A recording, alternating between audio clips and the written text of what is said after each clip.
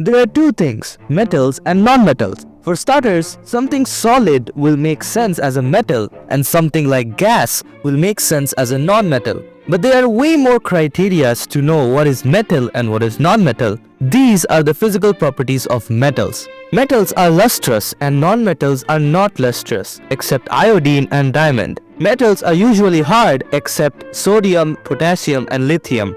Non-metals are not hard except diamond. Metals are in solid state except mercury, gallium and cesium. Non-metals can be in solid, liquid or gas. Metals are malleable and non-metals are not malleable. Metals are ductile and non-metals are not ductile. Metals conduct heat and non-metals does not conduct heat.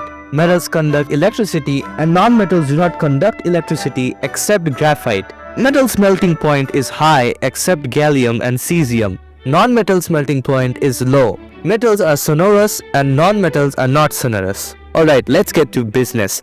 This is the reactivity series. It consists of some metals which do different things. The metal at the top of the series are the most reactive and can basically react with anything. And the metal at the bottom of the series are least reactive. Now with that information, let's look at some reactions. Reaction of metal with oxygen. Metal burns in the air and forms metal oxide. Generally, metal oxides are basic in nature, but there are exceptions for everything, so some oxides like aluminium oxide show acidic and basic nature. Reaction of metal with water. Metal reacts with water to produce metal oxides and hydrogen gas. The metal oxides that are soluble in water makes metal hydroxide. Potassium and sodium react violently with cold water. Due to this reason, potassium and sodium are kept in kerosene and not in air or water. Calcium reacts less violently with water.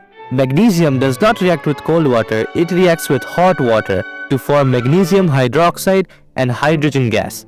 Magnesium also reacts with steam and it gives the same result. Aluminium, iron and zinc does not react with hot or cold water.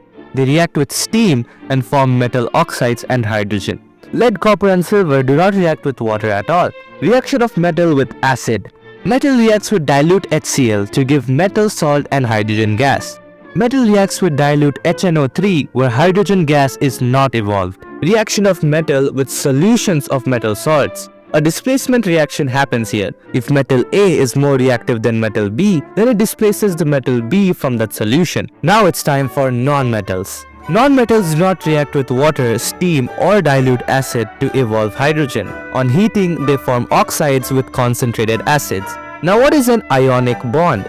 The chemical reaction in which there is a complete transfer of electron from one atom to another is called an ionic bond. Now there are four properties of ionic bonds. Their physical nature, which is hard and crystalline, their high melting point and boiling point, they're soluble in water and insoluble in organic solvents, and they're good conductors of electricity. We learned a lot of theory, let's talk about some practical stuff.